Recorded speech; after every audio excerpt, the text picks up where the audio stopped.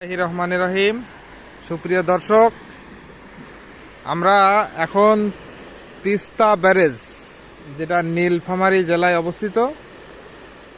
তো এখানে দেখেন তিস্তা ব্যারেজটা আসলে কি বিষয়টা অনেকেই ভাবে যে নাম শুনছে, বাট জিনিসটা কি সেটা সবাই কনসেপ্টটা ক্লিয়ার না।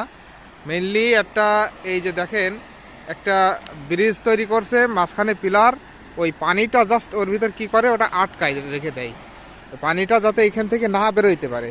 এখন সম্ভবত দেখেন ওইটা খুলে দিয়েছে, একটু উঁচু করে রাখছে। এই উঁচু করে রাখার কারণে দেখেন পানির স্রোত কিভাবে মনে যেন নিচের দিকে পানি ঢুকতেছে। আসলে পানি কিন্তু নিচের দিকে ঢুকছে না, এক সাইড থেকে অন্য সাইডে বের হয়ে যাচ্ছে। এই দেখেন ভারত থেকে বাংলাদেশে হিমালয়ের যে পানিটা সেটা এখানে আসছে। তো এর ভিতরে বর্ষাকাল মৌসুমে বা বন্যার সময় ম্যাক্সিমাম এই ব্যারেজগুলো টোটালি খুলে দেওয়া হয়, যাতে এর ভিতর দিয়ে স্রোতটা সম্পূর্ণরূপে প্রবাহিত হতে পারে। এখন ম্যাক্সিমামই আটকানো আছে। তো এইরকম ব্যারেজ আছে মোট কয়টা, 52টা এখানে ব্যারেজ আছে। গেট, যেটা গেট বলা হয়, এই গেটের ভিতরে এটা লোহার তৈরি, টোটালি লোহার তৈরি। ওই দেখেন উপরে লোহার চাকা আছে। হ্যাঁ, ওই চাকাটা খুলে দেওয়া হয়, দেওয়ার ফলে উঁচু করা হয়, তখন ওখানে ফাঁকা স্থান তৈরি হয়। এই ফাঁকা স্থানের ভিতর দিয়ে টোটালি আপনার পানিটা বের হয়ে যাইতে পারে। দেখেন কোনো কিছু হবে না, দারুণ পানি স্রোত। দেখেন কত পানি স্রোত, আপনারা দেখতে পারবেন। এই যে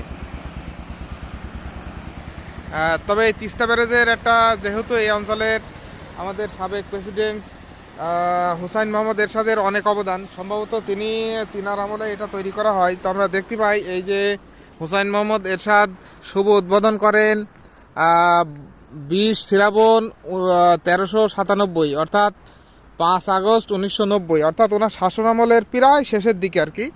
এই যে দেখেন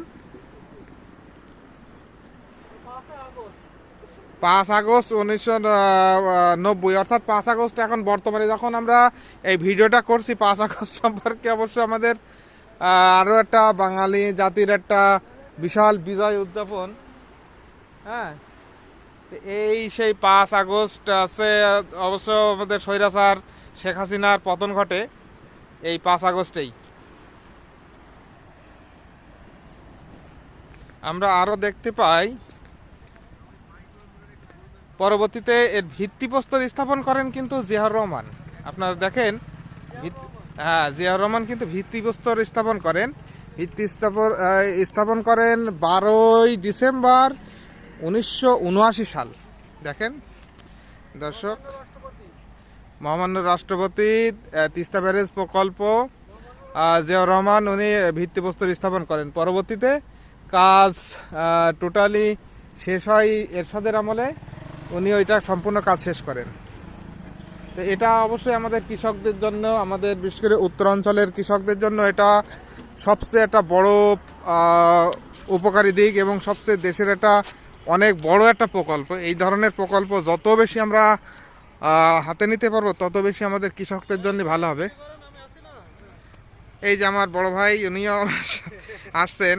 তো বলেন ভাই, এই সম্পর্কে, তিস্তা ব্যারেজ সম্পর্কে দু একটা কথাবার্তা বলেন। আসলে আমার যতটুকু ধারণা, আমাদের মহামান্য রাষ্ট্রপতি সাবেক জিয়াউর রহমান উনি এই ধরনের বাংলাদেশ প্রকল্প নেওয়ার কারণেই মনে হয় আমার একটু সন্দেহ জাগে যে উনি হয়তো এগুলো আমাদের রাষ্ট্রপতিকে 1981 সালে তিনাকে এভাবে হত্যা করা হয়েছিল।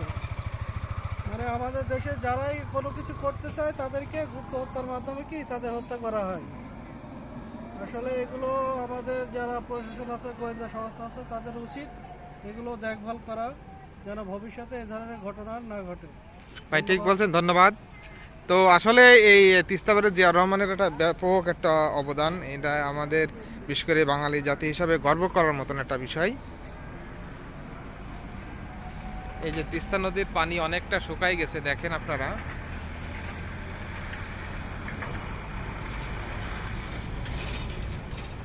এই যে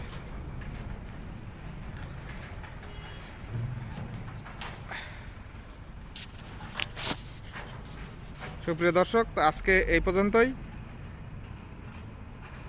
আসসালামু আলাইকুম।